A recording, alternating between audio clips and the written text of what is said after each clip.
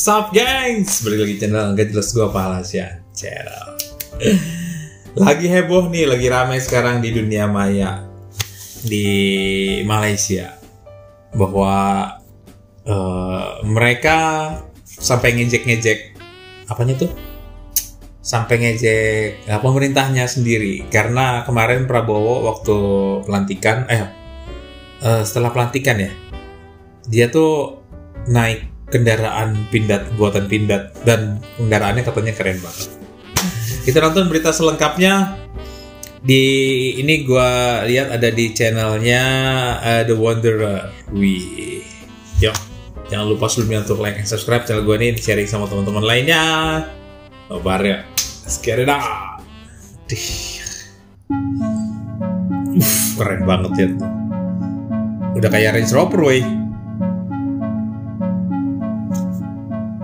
Sempat diremehkan netizen Malaysia bahwa mereka sudah ada mobil nasional. Tapi kenyataannya Indonesia sudah bisa bikin tank, pesawat, dan mobil. Iya, betul. Bahkan media Malaysia terkejut melihat Presiden Prabowo menggunakan mobil buatan anak bangsa untuk kendaraan resmi presiden, tak seperti di Malaysia. Malaysia dan negara-negara Asia Tenggara lainnya, mereka menggunakan merek luar untuk mobil kepresidenan. Sama macam Proton dan Pro 2 Tahniah Indonesia, we proud of you. Wih. Dan di sini terlihat reaksi netizen Malaysia melihat bentuk rupa mobil buatan Indonesia. Kok Avenger sih? Mantap bosku, cuma Malaysia pakai kereta import. Cantik juga buatan Indonesia ala-ala seperti Range Rover. Ya betul, salam dari Malaysia. Salam Malaysia.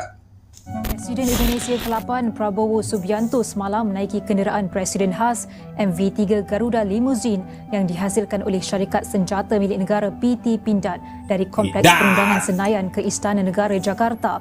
Prabowo menaiki kenderaan itu selepas selesai upacara angkat sumpah di Kompleks Parlimen Senayan. Garuda sih namanya. Ini adalah kali pertama kenderaan presiden itu diperkenalkan kepada umum lengkap dengan plat kenderaan bertulis Indonesia 1. Berarti bakal ini kendaraan pribadinya nanti. Pengarah urusan PT Pindad Abraham Mos berkata, mereka berbangga kerana kenderaan hasil kerja anak bangsa digunakan semasa hari bersejarah di Indonesia. Mantap.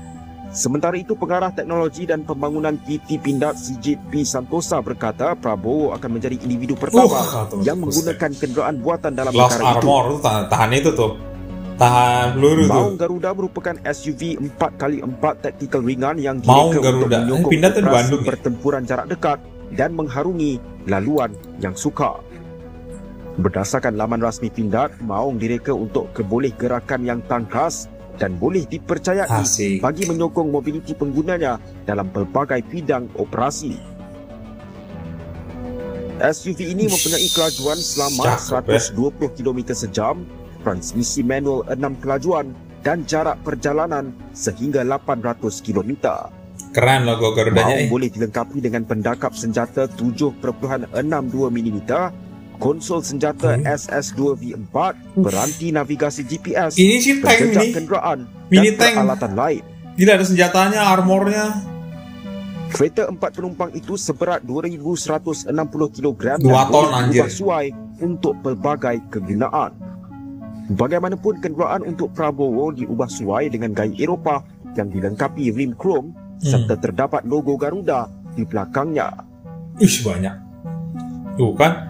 Ini mah ya itu tank, mini tank, ada senjatanya, ada armor. Netizen negara tetangga yang menyebut bahwa Indonesia tidak punya mobil buatan anak bangsa. Tentu komentar-komentar netizen Malaysia ini justru salah.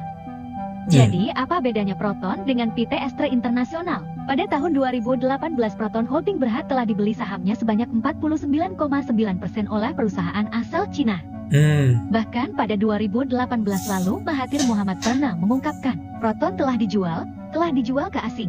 Ya, saya sedih, saya bisa nangis. Namun kesepakatan sudah Malaysia lagi. Proton bukan lagi milik nasional. Sekarang bukan lagi mobil nasional. Kami orang Malaysia merasa senang untuk bisa lepas dari mobil sial ini, sindir Mahathir. Kenapa? Sementara PT Astra Indonesia adalah salah satu perusahaan BUMN dan swasta terbesar di Indonesia. Diketahui bahwa PT Astra Internasional menaungi beberapa merek mobil, mulai Toyota, Daihatsu, UB Trucks, Peugeot, BMW, Honda, Astra Auto Parts, Astra Werl, dan Isuzu. Sekedar info aja, PT Astra Internasional bukan milik perusahaan asing, milik orang Indonesia. Lalu kenapa PT Astra tidak membuat merek mobil sendiri? Padahal PT Astra kemampuan produksinya sangat besar, bahkan memiliki fasilitas riset dan pengembangan terbesar di Indonesia. Pertanyaan ini sudah ditanyakan oleh media, kenapa Astra tidak membuat merek mobil sendiri agar menjadi mobil Cuman nasional? datengin doang ya, import Menurut dong. pihak Astra pada tahun 2017 lalu, secara bertahap kita sudah dipersilakan prinsipal untuk membuat kiprah. Hadirlah Astra Daihatsu Ayla, Astra Toyota Agya, sudah start itu, Ran Julian Warman, Head Aviar PT Astra International. Sejauh ini pihaknya sudah sangat bangga bisa menyematkan embel-embel Astra pada merek mobil ternama. Menurut mereka, kita tidak usah lihat kesananya atau merek nasional. Tapi apa kontribusi kita untuk Indonesia dan untuk dunia ini? Imbu Yulian, kalau harus merek nasional itu kan sebenarnya karena emosional kita saja. Apa gunanya ada merek nasional tapi lokal kontennya dari pihak asing? Itu kan berarti cuma nempel nama saja, tegas Yulian. Menurut pihak Astra, kandungan lokal mobil buatan mereka sudah sangat tinggi, dibuat di Indonesia, bahkan orang Indonesia yang membuatnya. Tapi bukan merek sendiri. Namun, ya. pihak Astra enggan menyebut itu sebagai mobil nasional. Pasalnya menurut mereka itu sensitif. Menurut pihak Astra, biarlah masyarakat Indonesia yang menilainya, biarlah mereka yang menilai. Menutup wawancara, Julian kembali menegaskan kehebatan kontribusi Astra terhadap tanah air. Kemampuan kami, sumber daya manusia kami, supporting vendor kami, itu adalah kontribusi terbesar kami. Lebih besar dibanding kita bicara nama merek nasional. Jadi yang katanya netizen semenanjung Indonesia tidak punya mobil nasional, tentu itu salah besar. Bahkan PT Astra Internasional milik orang Indonesia, bukan milik asing. Sementara Proton 49,9 sahamnya milik asing alias Cina. Pertanyaannya apakah itu masih bisa disebut mobil nasional? Oh gitu. Maluboy milik perusahaan Cina. Korea proteksionis 25 tahun. Tidak izinkan rakyat Korea beli mobil asing. Oke lah, kita kan bangsa yang baik. Tapi masa kita sudah 78 tahun merdeka, nggak ada mobil buatan Indonesia. Malaysia 1/10 kita berani bikin mobil Proton. Jadi ini kembali lagi will. Jadi saudara-saudara, benar, mari kita merdeka bersama-sama. Mari kita berpihak kepada rakyat kita sendiri. Masa tidak ada insinyur Indonesia yang bisa bikin mobil? Ternyata ada. Bisa, banyak. Ada. Regulasinya yang susah, Pak. Ada profesor Indonesia lulusan MIT. Hari pertama dia lulus dari MIT, direkrut oleh General Motor.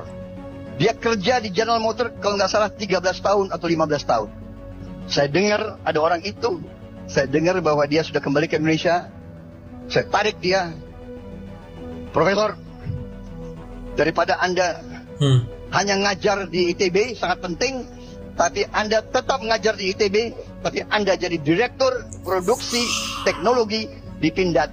Dan itu hasilnya adalah mobil buatan Indonesia. Kalian membangga-banggakan mobil nasional yang kalian kongsi dengan negara asing itu. Ya, tengok ini kita boleh buat ini, tank, ya, kendaraan tempur, amfibi, ya, kendaraan anti huru-hara itu kita bisa buat. PT Pindad, kita punya PT Pindad yang bisa membuat alat-alat tempur kita sendiri. Ya, mantap perusahaan ya. PT Pindad untuk membuat alat-alat tempur kita sendiri. Kita bisa buat ini sendiri, ya. Saya tak tahu di sana bisa buat nggak macam ini. Ada kilang-kilang macam ini nggak bisa buat tank sendiri tak? Ya. Ini di Indonesia sudah lama kita buat ini PT Pindad, ya.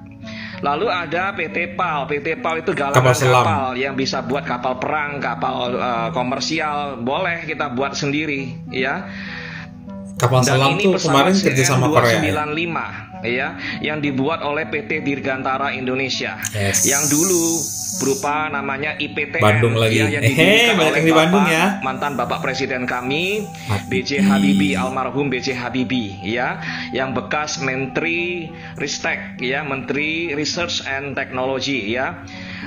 Beliau yang meletakkan pondasi perakitan pesawat terbang macam ini. Kita sudah buat pesawat terbang, ya.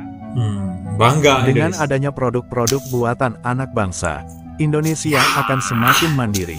Dan seiring menuju 2045 industri otomotif dan sebagainya akan bertebaran di Indonesia. Senjata udah bikin sendiri.